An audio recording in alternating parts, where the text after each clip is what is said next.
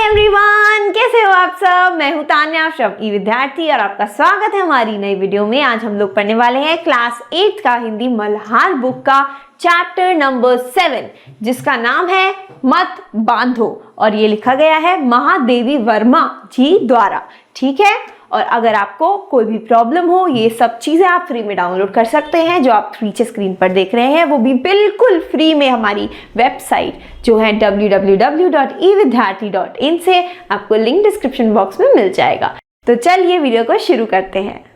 नमस्ते। आज हम एक बहुत ही प्यारी सी कविता मत बांधो के कवयित्री के बारे में जानने वाले हैं। पता है कौन? महादेवी वर्मा जी। तो चलिए आज हम उनके जीवन और उनकी इस खूबसूरत दुनिया में थोड़ा सा झांक कर देखते हैं। तो चलिए शुरुआत करते हैं कवयित्री के परिचय के साथ। हिंदी की सुप्रसिद्ध कवयित्री महादेवी वर्मा का जन्म फर्रुखाबाद उत्तर प्रदेश में हुआ था। इसका मतलब है कि हिंदी की बहुत ही जानी मानी कवयित्री महादेवी वर्मा जी, उनका जन्म उत्तर प्रदेश के फर्रुखाबाद शहर में हुआ था। सोचो जरा, एक शहर और वहां एक इतनी बड़ी लेखिका का जन्म होता है।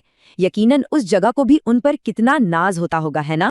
उन्होंने छोटी उम्र से ही कविता लिखना आरंभ कर दिया था। यानी जब वो बहुत ही कम उम्र की थी तभी से उन्होंने कविताएं लिखनी शुरू कर दी। है ना कमाल की बात। मतलब कुछ लोग होते हैं ना जिनमें कोई हुनर जन्म से ही होता है।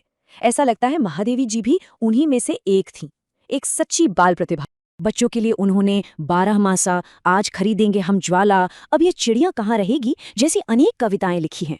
मतलब उन्होंने हम जैसे बच्चों के लिए भी कितनी सारी कविताएं लिखी हैं। उनकी कविताएं पढ़कर लगता है कि उन्हें बच्चों से कितना लगाव था। वो बच्चों के मन की बातें कितनी आसानी से समझ जाती थीं। इसके अतिरिक्त उन्होंने भावपूर्ण गद्य, मेरा परिवार, अतीत के चलचित्र, स्मृति की रेखाएं तथा पथ के साथी भी रचना की। इसका मतलब है कि सिर्फ कविताएं ही नहीं, उन्होंने कहानियां और लेख भी लिखे जो बहुत इमोशनल थे, दिल को छू जाते थे। ये दिखाता है कि वो कितनी टैलेंटेड थीं। चाहे पोएट्री हो या स्टोरी, वो हर चीज कमाल की लिखती थीं। उनके द्वारा लिखे गद्य के चरित्र पाठकों को याद रह जाने वाले होते थे।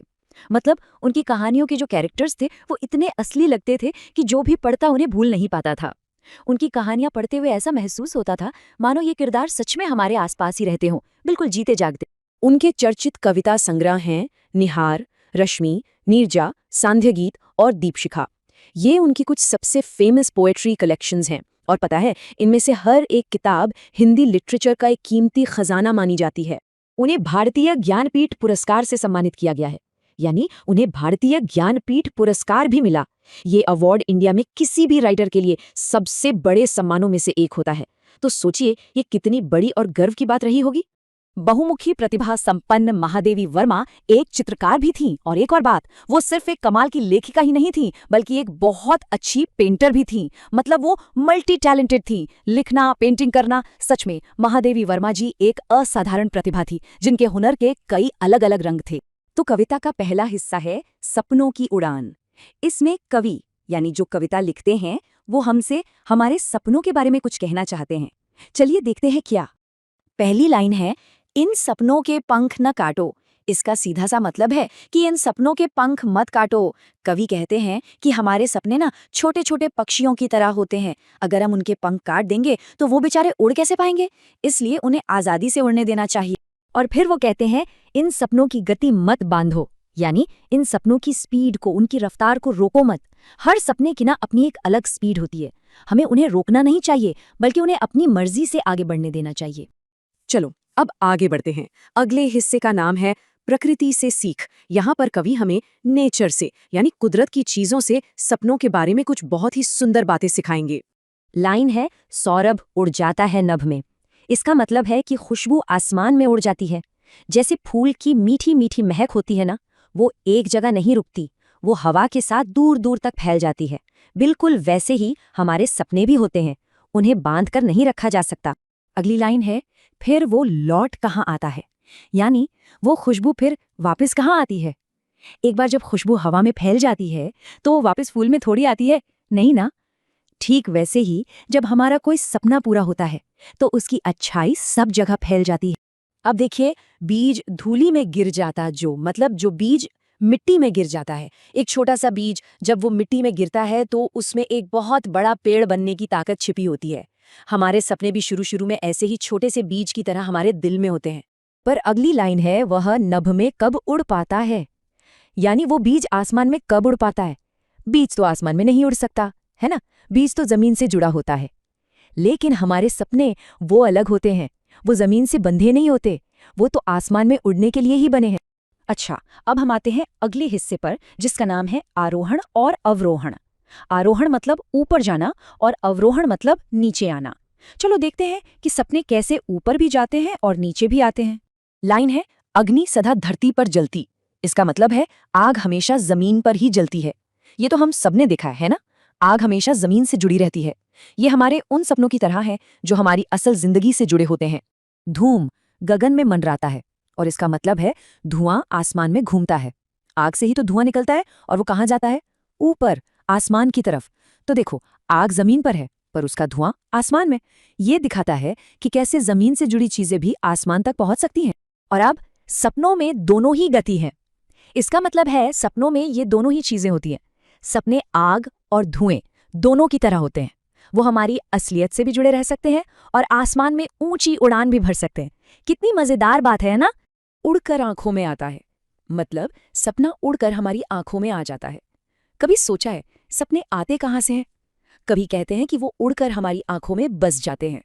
जब हम आंखें बंद करते तो हम एक नई दुनिया देखती है, वही तो सपना है। इसका आरोहण मत रोको।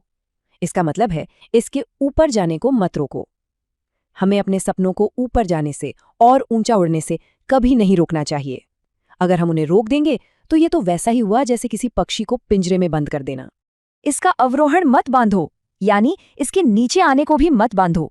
लेकिन देखो, सिर्फ ऊपर उड़ना ही काफी नहीं है। सपने को जमीन पर वापस भी आना पड़ता है ताकि वो सच हो सके। अगर सपना सिर्फ आसमान में ही रह गया तो वो सिर्फ एक सोच बनकर रह जाएगा। वाह, अब आगे देखते हैं। अगला हिस्सा है तारों तक का सफर। सोचो, अगर एक सपने को पूरी आजादी मिले तो वो कहाँ तक जा सकता है। चलो पता करते हैं। लाइन है, मुक्त गगन में विचरण करिए। इसका मतलब है आजाद आसमान में घूम करिए। सोचो, जब सपना खुले आसमान में बिना किसी डर के आजादी से घूमता है तो वो कितना खुश होता होगा। वो अपनी आजादी का जश्न मनाता है। तारों में फिर मिल जाएगा, और इसका मतलब है तो फिर ये तारों में जाके मिल जाएगा।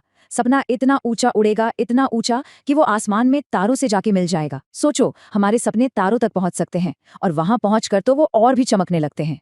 अच्छा, तो जब सपना तारों से मिलकर वापस आता है तो क्या वो अपने साथ कुछ लाता है? हाँ, अगला हिस्सा है धरती के लिए एक तोहफा। चलो देखते हैं सपने हमारे लिए क्या क्या गिफ्ट्स लाते हैं। पहली लाइन है, मेघों से रंग और किरणों से। इसका मतलब है बादलों से रंग और सूरज की किरणों से। जब सपना वापस आता है तो वो बादलों से सुंदर सुंदर रंग लेकर आता है।